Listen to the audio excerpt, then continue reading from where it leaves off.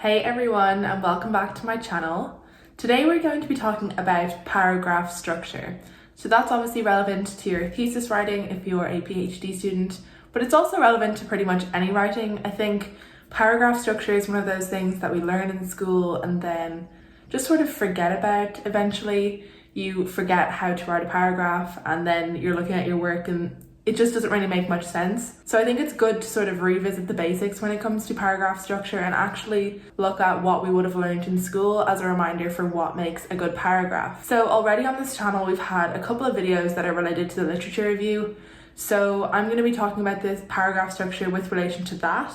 But I do feel like paragraph structure, all of the things I talk about will be as relevant for the introduction, discussion, conclusion, basically anywhere where you're writing more of an essay style compared to, I feel like the methodology section is a bit different, and the results section, they naturally fall around a given idea, so I think they're usually pretty easy to organize, but it's the introduction, the literature review that are more difficult to organize in terms of paragraphs, or that people tend to do perhaps incorrectly. So previously we've already had videos about how to do your literature search in a two-part and how I read papers.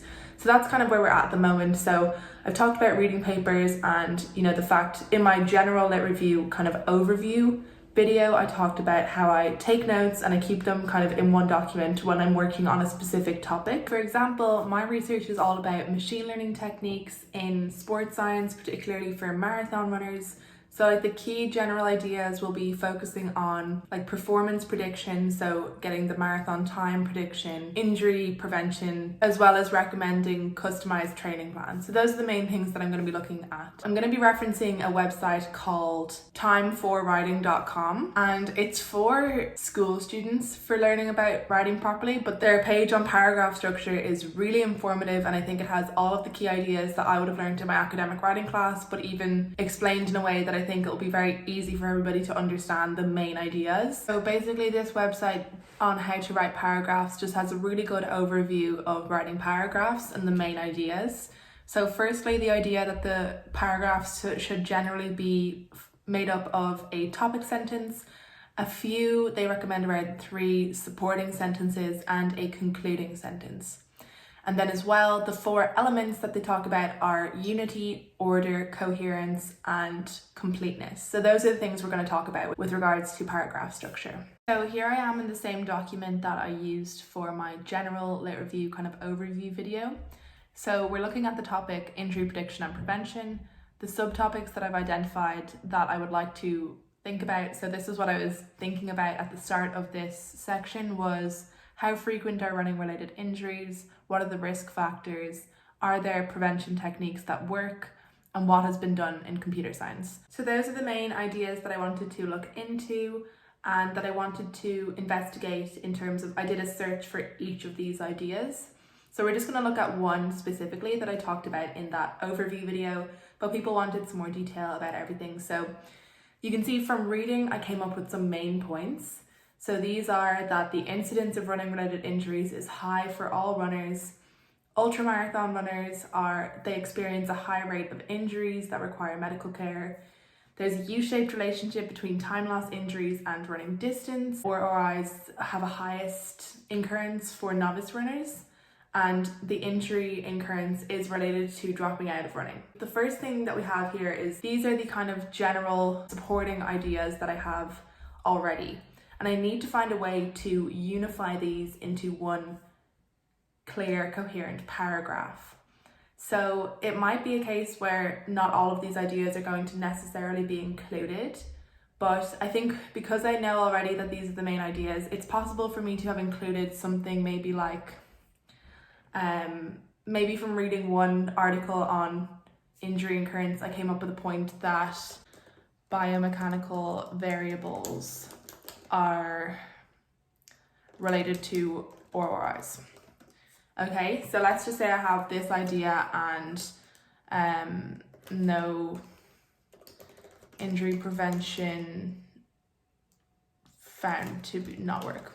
That's obviously not a real sentence, but let's say I have all of these main points that are a bit more broad now.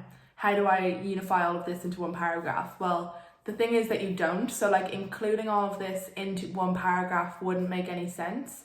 a paragraph should be based around one key idea and not have a ton of different ideas going on. It should be one main idea. You've got your topic sentence, which basically introduces the paragraph, the main idea.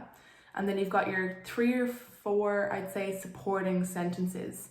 Like, that's not a strict number, but it's a general rule of thumb that having less than that, your paragraph probably isn't going to be well developed. And having too many, there's probably more than one key idea going on there. And then it's just not going to really make as much sense as a paragraph if you have too many ideas going on. So you want it to be a standalone piece that explains one key idea.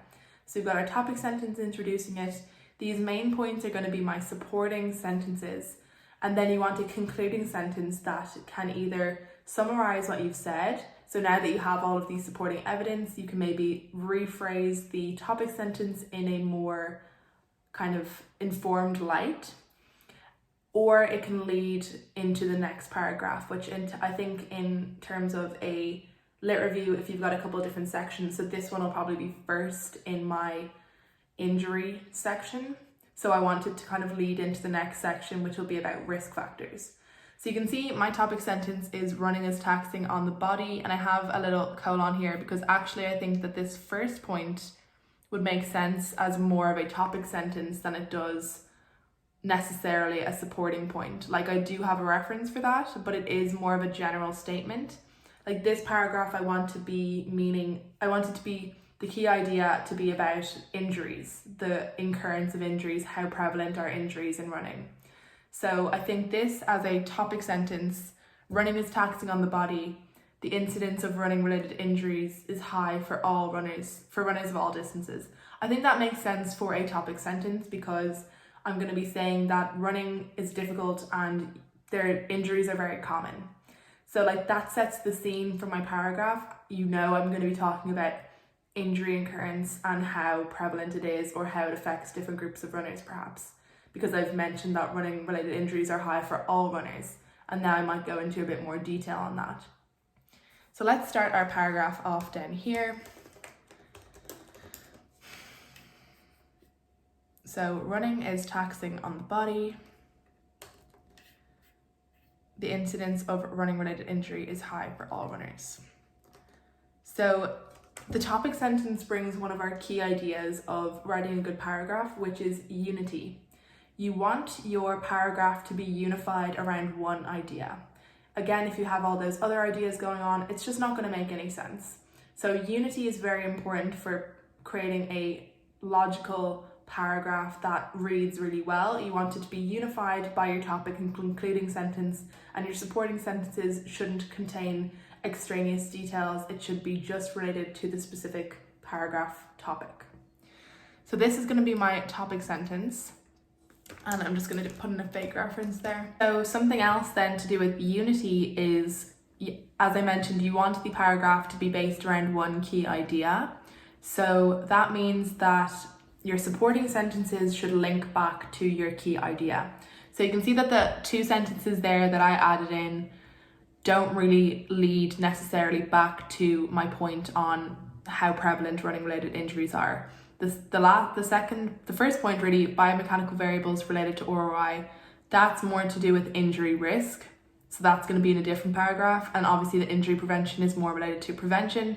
It just doesn't really fit into this paragraph. So zigzagging between all of these different ideas, if every paragraph I have goes from injury occurrence to risk factors to prevention and then back to something else, it just doesn't really flow, and you can't really get a clear sense of the literature and what you're actually trying to say. So in terms of unity, I want to remove those 2 points so that my paragraph will just make sense with the points that I have left. So you can see all the points that I have left are related to injury occurrence. The next thing that we want to think about is, does it make sense to order our paragraph in a certain way? So what order would make sense? Let's just reorganize these. So yeah, your paragraph will have some order, whether that's, putting everything in chronological order, or it's just based on organizing your ideas in a way that makes sense. So here I've changed things around to be, there's 2 key differences in the injuries here. One is injuries that require medical attention, and one is time loss injuries. So those are the ones where you need to take time off of running. So if I was to say that time loss injuries are highest for novice runners, and then I say ultramarathoner runners experience injuries that need medical attention. For time loss injuries, there's a U-shaped curve, blah, blah, blah. It doesn't really make sense to be going back and forward between time loss and medical attention injuries when you could just organize them in a way that they're all together for the time loss injuries. So that's something to consider. As well with the fourth sentence there, that injury occurrence is related to dropping out of running. That's more related to novice runners. So I can see that it makes sense for me to have my medical attention and then my time loss and then leading into the novice runners and the specifics there. So let's just put that back the way it was.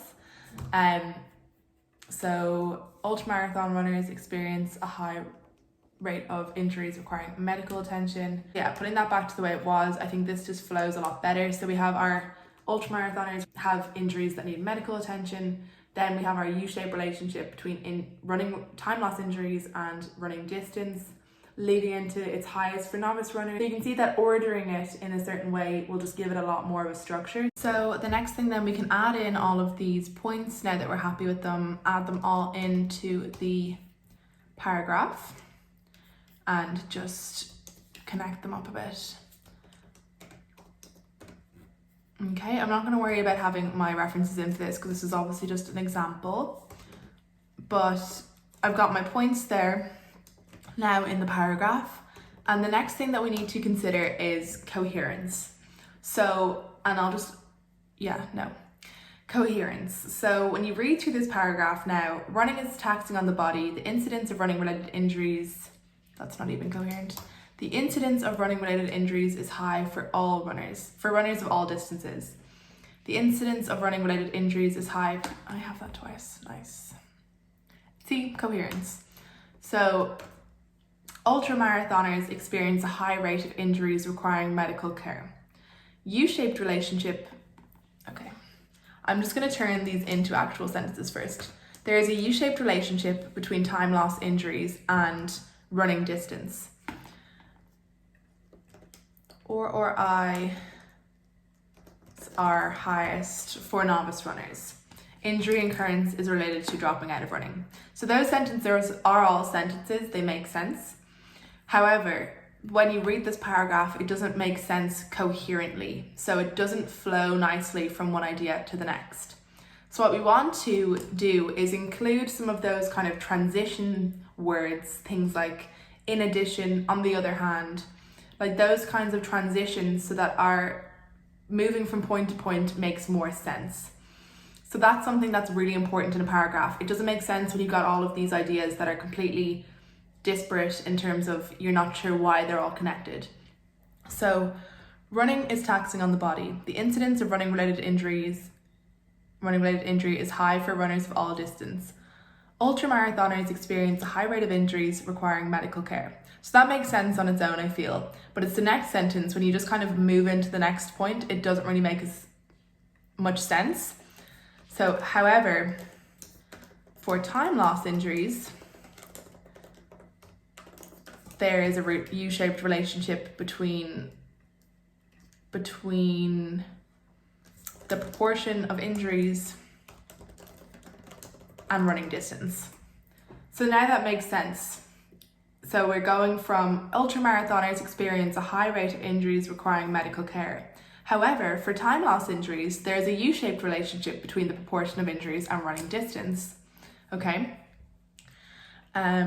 So time loss. So now we've moved into the time loss area.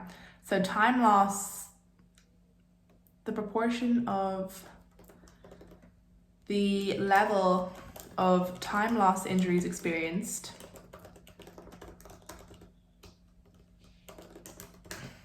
is highest for novice runners.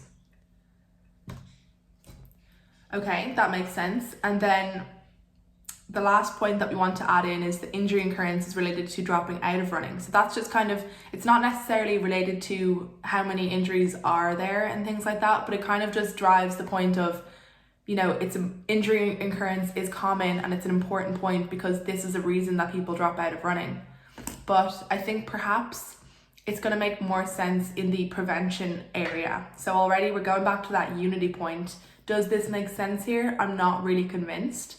So I'm going to go ahead and take this out. So this is one where the other ones that I took out previously, we could all kind of understand. So I'm going to add that back into my main points, and that means that that still needs to be added in. So now it just kind of makes sense on its own, this paragraph. I've got my main point and then 3 other points. And then the last thing that I want to do is add in a concluding point. So here I want to relate it to the next point, which is all about the risk factors. So here I'm saying that we've kind of given the point that injuries are very common, but now we want to say that it's important then that we need to identify the risk factors because they are common. So that this here is not quite linked to the actual key element of this paragraph. So due to the prevalence of, did I say prevalent already?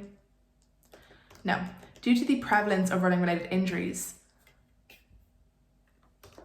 a clear comprehension of the risk factors associated with developing a running-related injury and injury prevention measures are crucial for the health, safety, and motivation of runners. Now this sentence isn't ideal because it is a bit long for me, but you can understand what I'm trying to do here is relate the concluding sentence back to the original paragraph. So we have unity, our whole paragraph makes sense around one point. Then we have order, so we've ordered the sentences in a way that it flows nicely from the ideas and it's not going back and forward between different ideas. And then we have coherence, so now there's a nice transition between the different supporting points and between the topic sentence and the concluding sentence. The last thing that we need to address is completeness. So what that means is that our paragraph is well developed and it's all, we've addressed the idea in enough sentences and making enough points to really get a good understanding of the idea. And I feel like with this sentence we have done that because we have our introductory sentence, our topic sentence, and we have a concluding sentence that summarizes everything and leads it into the next point. And we have our key points that kind of address the concerns that I wanted to get through with this paragraph. So we know that running-related injuries are high, the different kind of groups that experience the most injuries. Pretty much that's what I wanted to get across, was how high are injuries and what kind of groups do they affect. And now we've kind of said that that's really important then to move on to the next point about why it's important to then figure out what are the risk factors and how to prevent injuries. We've now set the stage there because if we didn't know that running-related injuries were as common and that they affected a ton of different runners, then we wouldn't really be thinking, why do we need to do risk factors? Why do we need to do prevention if they weren't common? So that kind of leads into the next points quite nicely. And I think as well, what makes it complete is that I'm not going to then be going back and forward now in my next paragraphs talking about injury occurrence. So everyone, that is it for this video. I really hope that you enjoyed it and I hope that it was useful for you. The next video in the writing series will kind of depend on what you guys are looking for in the comments, as well as what I feel logically makes the most sense to come next. So probably something more along the lines of like proper writing in terms of phrasing and like editing, all of that kind of thing to look out for. So that's probably what's coming next. But again, let me know in the comments below what you would like to see.